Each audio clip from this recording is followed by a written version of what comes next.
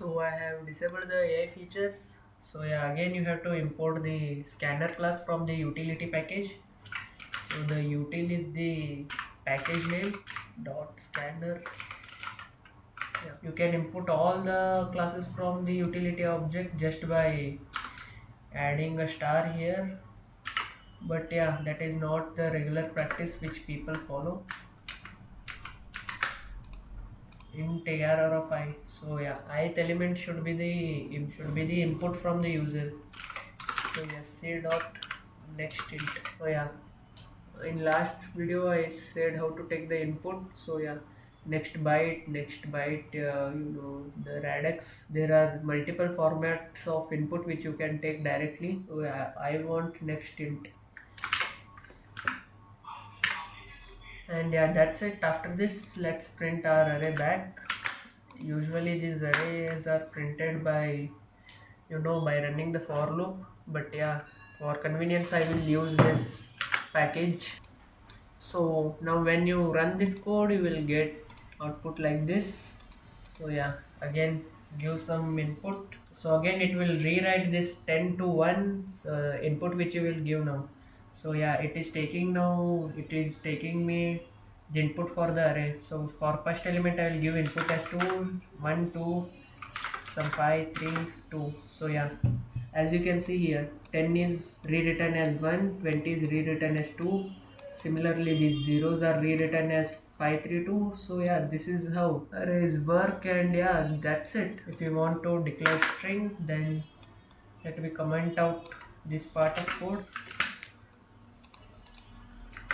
Okay, so if you want to declare string, you will do it like this.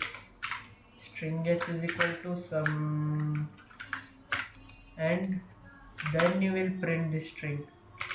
So yeah, so actual memory allocation of the array, some detailed talks, string builders, array list, those things we will discuss in upcoming videos.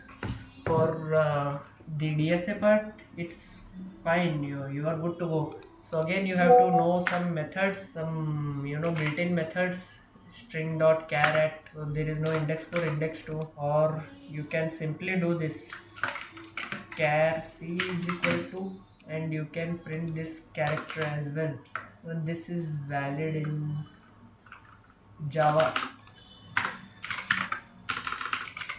Print the character at 2. So yeah, 0th index is j, first index is a, second index is v. So yeah, these are some basic things you should know, and even some more advanced things also you should know, but yeah, that can be discussed later.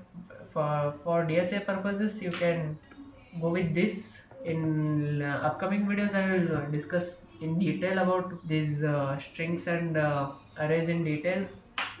The detailed discussion I'll do. So yeah, now let me jump towards the question, and again in tab also I have to explain the things, or it's fine. It's the sum of first 50 positive integers. The question is like this. So input is 1 and output is 12,300, because the first 50 integers, the number ending with 1, 11, 21, 31. So the integer ending with 1, those sum we have to calculate. So here this is, so yeah, let me explain you the logic and the code building for this problem. So yeah, find the sum of the which are ending with digit d up to first 50 up to first 50 integers we have to do. So yeah, suppose if the d is 1 and the first 50 integers will be 1, 11, 21, 31 up to 491. So yeah, this d we have to increment plus 10 after each iteration in the loop, and then at the end we have to add it to the sum. So each number, initially the sum will be 0, then the sum will be 11, then the 11 plus 1, then the sum will be 11 plus 1 plus 21. So yeah, like this we have to run this while loop.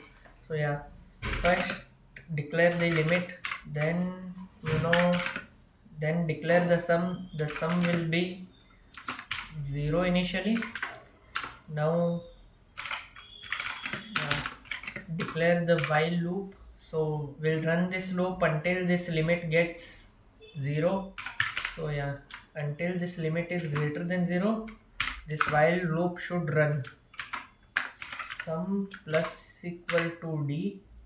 First we will sum it, then we will decrease the limit at each iteration, and we will increment the d as well, d plus equal to 10, because if the input is 5, then the possible 50 integers will be 5, 15, 25. So yeah, at each iteration increment the d by 10 and decrease the limit, because this loop should end.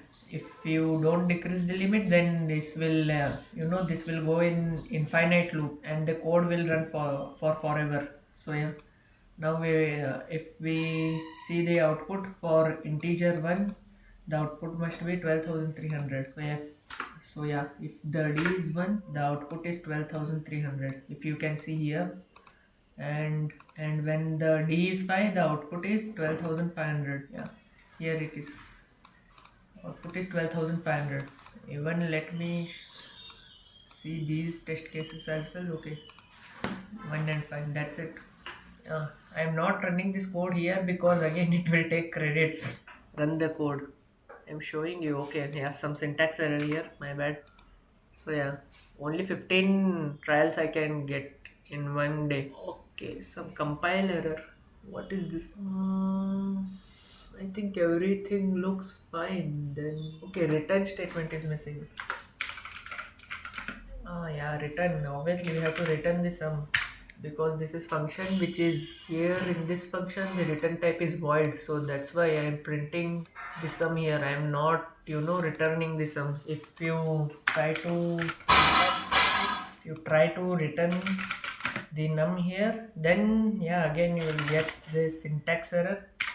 Yeah, compile syntax, no, this is not syntax error, this is compile error, I think. Yeah, if you return here some, that's it about these while loops. Only syntax you have to learn, rest everything is fine. Now if you see this functions, reverse an array, that's it. Original array is this and you have to reverse the array. So yeah, directly let me code it without solving. Me first. Okay, with loops you can solve this. What they are asking basically, we have to reverse this array. Okay. So there will be two conditions, if the length is even and when the length is odd. Let me first define the length of the array.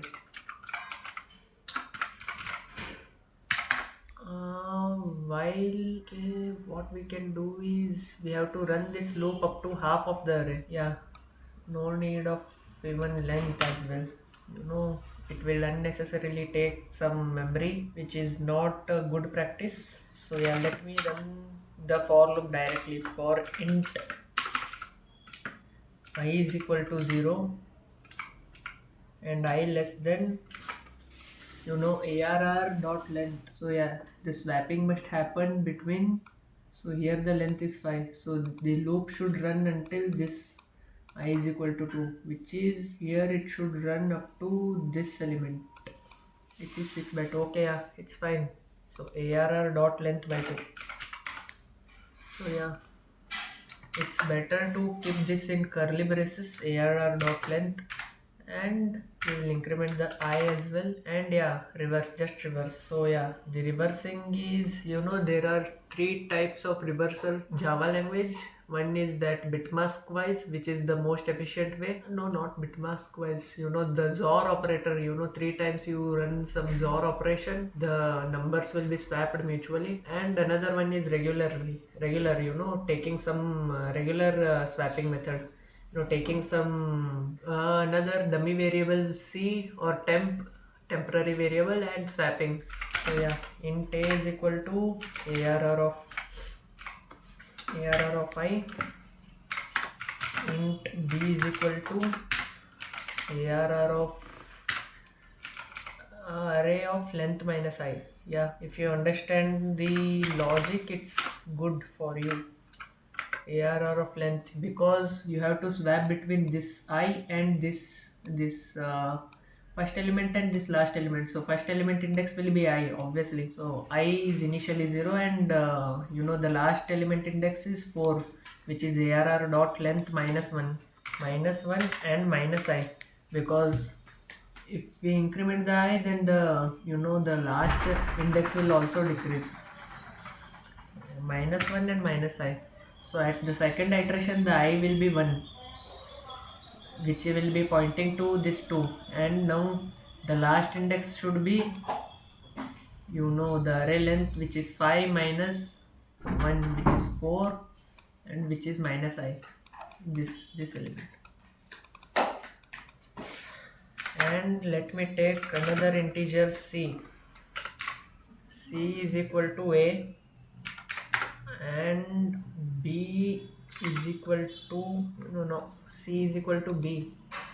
Let me define b is equal to a is equal to c, because now b has been changed. And I think, yeah, if we print the array, then we are good to go, hopefully. But I think, yeah, printing is not required, I think. But still, let's print the array. Printing is not required. Sorry, not printing. Returning is not required. Returning the array.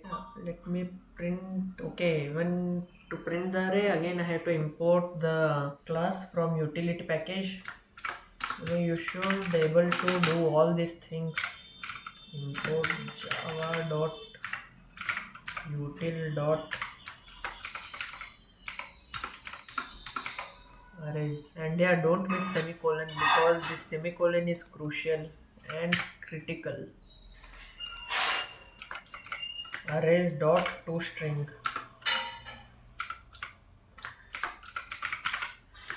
Arrays dot toString, array ARR. I think, yeah, I am good to go. Okay, so there is an error here. So yeah, actually I am swapping these numbers.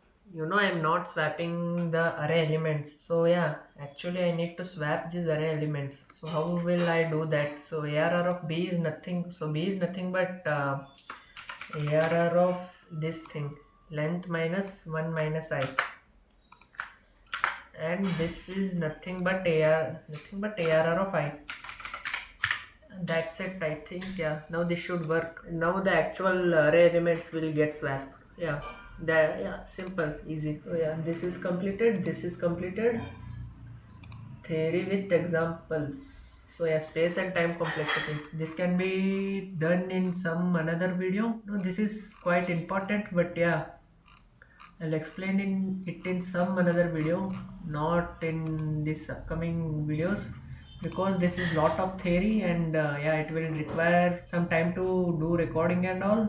For this space and time complexity, better you can directly watch the Strivers video for it, because I have to bring some Java version with this. Next I will go to this directly, and this should not be paid. Even this is paid. Oh my god. I think I need to, because everything is paid here. But yeah, let's see. Directly I can watch videos, and from those videos I can get the questions, which questions he is solving. Okay, yeah, that's it. Next video.